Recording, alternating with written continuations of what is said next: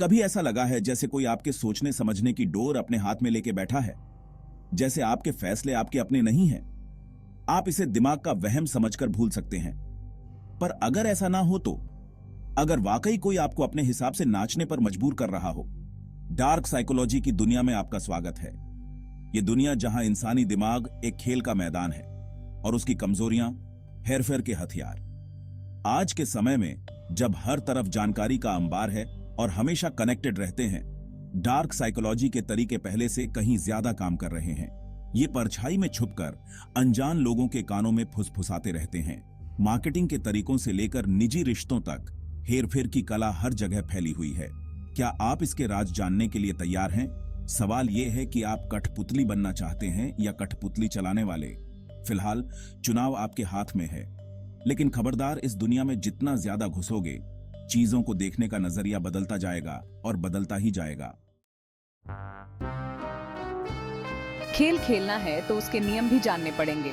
हर खेल के अपने नियम होते हैं और अगर आप उन नियमों को नहीं जानते तो आप कभी भी जीत नहीं सकते। डार्क साइकोलॉजी इस सिद्धांत पर काम करती है कि हर इंसान के दिमाग में कुछ कमजोरियां होती हैं। ये कमजोरियां चाहे कितनी भी छोटी क्यों ना हो, उन्हें पहचानना और उनका फायदा उठाना ही इस कला का मूल है। ये कमजोरियां हमारे मनोवैज्ञानिक सुरक्षा कवच में दरारें, हेरफेर के रास्ते खोलती हैं। ये दरारें हमारे मन के गहरे कोनों में छिपी होती हैं और इन्हें ढूंढना ही सबसे बड़ी चुनौती है। किसी के दिमाग को कंट्रोल करना, ये सुनने में किसी साइंस फिल्म जैसा लगता है, लेकिन असल में ये एक बहुत ही जटिल और सूक्ष्म प्रक्रिया है जो समय और धैर्य की मांग करती है। लेकिन असलियत में ये बहुत ही धीमा और खतरनाक खेल है। इसमें हर कदम सोच समझकर उठाना पड़ता है, क्योंकि एक छोटी सी गलती भी पूरे खेल को बिगाड़ सकती है।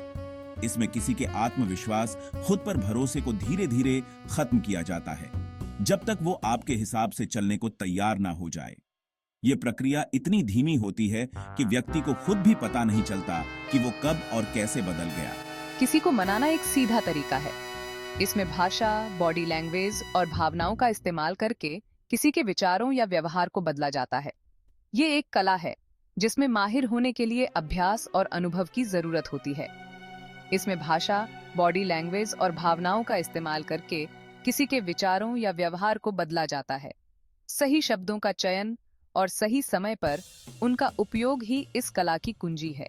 एक कुशल सेल्समैन की कल्पना करो, जो अपने शब्दों से एक ऐसी तस्वीर बनाता है जिसमें आप उस प्रोडक्ट के फायदे खुद महसूस करने लगते हैं। उसकी बातें इतनी प्रभावशाली होती हैं कि आप खुद को उस प्रोडक्ट को खरीदने से रोक नहीं पाते। यही है असली मनाने की कला। ये कला सिर्फ शब्दों तक सीमित नहीं है, बल्कि इसमें हाव भाव और भावनाओं का भी महत्वपूर्ण योगदान होता है। धोखा देना यानी भ्रम की कला गलत जानकारी और ध्यान भटकाने पर निर्भर करती है। ये कला इतनी सूक्ष्म होती है कि व्यक्ति को पता भी नहीं चलता कि वो धोखे का शिकार हो रहा है। एक जादूगर की तरह जो आपका ध्यान बाईं ओर लगाता है, जबकि असली जादू दाईं ओर हो रहा होता है। ये कला ध्यान भटकाने और भ्रम पैदा करने की होती है। धोखा भी ऐसे ही काम करता है, आपका ध्यान भटकाकर आपके फैसले लेने की क्षमता को कमजोर बनाता है। ये प्रक्रिया इतनी सूक्ष्म होती है कि व्यक्ति को खुद भी पता नहीं चलता कि वो कब और कैसे धोखे का शिकार हो गया। और फिर आता है NLP, न्यूरो लिंग्विस्टिक प्रोग्रामिंग। ये एक ऐसी तकनीक है जो हमारे दिमाग की भाषा को समझने और उसे बदलने का काम करती है। NLP हमारे अवचेतन मन की भाषा को समझता है। इसमें खास शब्दों, वाक्यांशों और शारीरिक हाव-भाव का इस्तेमाल करके हमारे चेतन मन को बायपास करके सीधे अवचेतन मन में सुझाव डाले जाते हैं। ये प्रक्रिया इतनी सूक्ष्म होती है कि व्यक्ति को पता भी नहीं चलता कि उसके विचार और व्यवहार कैसे बदल रहे हैं।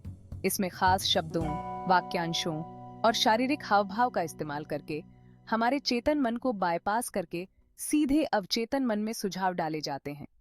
ये प्रक्रिया इतनी प्रभावशाली होती है कि व्यक्ति के विचार और व्यवहार में धीरे धीरे बदलाव आने लगता है।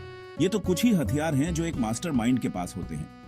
हर एक हथियार इंसानी व्यवहार के राज खोलने की चाबी है। ये हथियार इतने प्रभावशाली होते हैं कि इनका सही उपयोग करके किसी भी व्यक्ति को अपने अनुसार चलाया जा सकता है। हर एक हथियार इंसानी व्यवहार के राज खोलने की चाबी है। ये चाबियां इतनी सूक्ष्म होती हैं कि इन्हें पहचानना और उनका सही उपयोग करना ही सबसे बड़ी चुनौती है। लेकिन याद रखें, बड़ी शक्ति के साथ बड़ी जिम्मेदारी भी आती है। इस शक्ति का सही उपयोग ही सबसे महत्वपूर्ण है, क्योंकि इसका गलत उपयोग किसी के जीवन को बर्बाद कर सकता है। सवाल यह है कि आप इसका इस्तेमाल कैसे करेंगे। क्या आप इस शक्ति का सही उपयोग करेंगे या इसका गलत उपयोग करके किसी को नुकसान पहुंचाएंगे? ये फैसला आपके हाथ में है।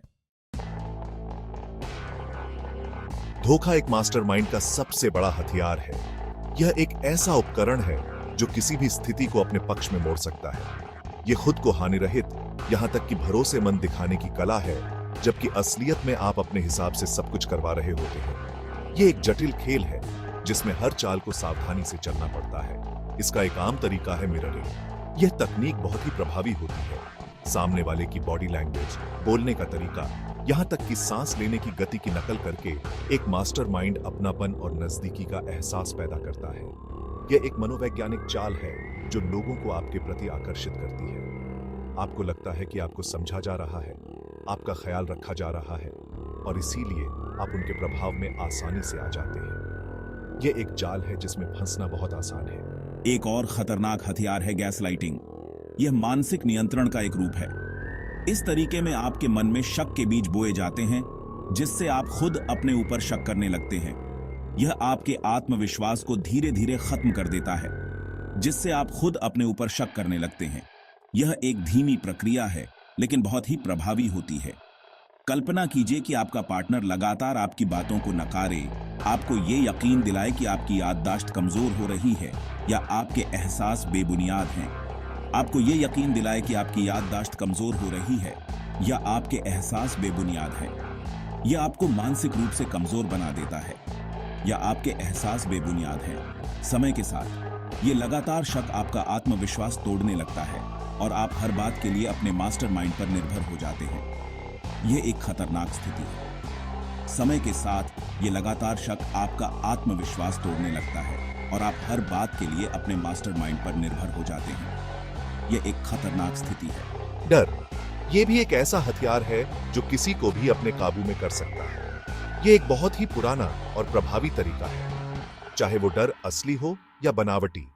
इससे लोग आपके हिसाब से चलने लगते हैं, आपके हिसाब से फैसले लेने लगते हैं। यह एक बहुत ही शक्तिशाली उपकरण है। इससे लोग आपके हिसाब से चलने लगते हैं, आपके हिसाब से फैसले लेने लगते हैं। यह एक बहुत ही शक्तिशाली उपकरण है। आपके हिसाब से फैसले लेने लगते हैं। यह एक बहुत ही शक्तिशाली उपकरण है। एक ऐसे धार्मिक गुरु की कल्पना करो जो बाहरी दुनिया का डर दिखाकर या ईश्वर के गुस्से का डर दिखाकर अपने अनुयायियों को अपने कब्जे में रखता है। यह एक बहुत ही प्रभावी तरीका है। धोखा अंधेरे में पनपता है। यह भ्रम पैदा करने, हकीकत को तोड़ मरोड़ कर अपने हिसाब से ढालने का खेल है। यह एक बहुत ही जटिल और खतरनाक खेल है। हकीकत को तोड़ मरोड़ कर अपने हिसाब से ढालने का खेल है। यह एक बहुत ही जटिल और खतरनाक खेल है। आप इन तरीकों को जितना समझेंगे उतना ही खुद को बचा पाएंगे। यह ज्ञान ही आपकी सबसे बड़ी ताकत है। शब्द सिर्फ बातचीत का जरिया नहीं है, ये तो लोगों को प्रभावित करने के हथियार हैं। एक कुशल वक्ता जानता है कि उन्हें कैसे इस्तेमाल करना है, कैसे ऐसी कहानियां गढ़नी हैं जो आपकी गहरी इच्छाओं, आपके छिपे हुए डरों से जुड़ी हों। वो फ्रेमिंग की ताकत समझते हैं, जानकारी को इस तरह से पेश करने की कला जिससे आप उस पर यकीन करने लगे। फ्रेमिंग का सही उपयोग किसी भी संदेश को प्रभावी बना सकता है। NLP इसे एक कदम आगे ले जाता है, सीधे आपके अवचेतन मन में उतरकर। ये उस भाषा को समझने का तरीका है जिस पर आपका मन प्रतिक्रिया करता है, उन ट्रिगर्स को समझना जो आपके चेतन मन को बाईपास करके आपके व्यवहार को प्रभावित कर सकते हैं। NLP की तकनीकें आपके अवचेतन मन को प्रभावित करने के लिए डिजाइन की गई हैं। ये तकनीकें आपके सोचने के तरीके को बदल सकती हैं, आपके विश्वासों को नया रूप दे सकती हैं। उदाहरण के लिए, कल्पना कीजिए कि कोई बार बार आप अब और रिलैक्स महसूस कर रहे हैं जैसा वाक्यांश दोहरा रहा है और साथ ही आपकी बॉडी लैंग्वेज की नकल भी कर रहा है। शब्दों और हाव भाव का ये तालमेल वाकई आपको रिलैक्स कर सकता है, जिससे आप उनके सुझावों के लिए तैयार हो जाते हैं। NLP की एक और कारगर तकनीक है एंकरिंग। इसमें एक खास एहसास या मन की स्थिति को एक खास ट्रिगर से जोड़ा जाता है, जैसे कोई शब्द, कोई स्पर्श या कोई खुशबू। इस एंकर को ट्रिगर करके एक मास्टरमाइंड आप में मनचाहा एहसास पैदा कर सकता है, जिससे आप उनके हिसाब से चलने लगें। एंकरिंग का सही उपयोग किसी भी भावना को तुरंत जागृत कर सकता है। मनाने और एनएलपी की ताकत उनकी सूक्ष्मता में छिपी है। ये पर्दे के पीछे से काम करते हैं, आपकी रक्षा प्रणाली को बायपास करके आपके विचारों, आपकी भावनाओं और आखिरकार आपके कार्यों को प्रभावित करते हैं। एनएलपी की तकनीकें इतनी सूक्ष्म होती हैं कि आपको पता भी नहीं चलता कि आप प्रभावित हो रहे हैं। ये आपके अवचेतन मन में गहराई से प्रवेश करती हैं। एनएलपी और मनाने की कला का सही उपयोग किसी भी व्यक्ति को अपने अनुसार ढाल सकता है। ये तकनीकें आपके सोचने के तरीके को बदल सकती हैं, आपके विश्वासों को नया रूप दे सकती हैं। एनएलपी और मनाने की कला का सही उपयोग किसी भी व्यक्ति को अपने अनुसार ढाल सकता है। ये तकनीकें आपके सोचने के तरीके को बदल सकती हैं, आपके विश्वासों को नया रूप दे सकती हैं। ये पर्दे के पीछे से काम करते हैं, आपकी रक्षा प्रणाली को बायपास करके आपके विचारों, आपकी भावनाओं और आखिरकार आपके कार्यों को प्रभावित करते हैं। एनएलपी और मनाने की कला का सही उपयोग किसी भी व्यक्ति को अपने अनुसार ढाल सकता है।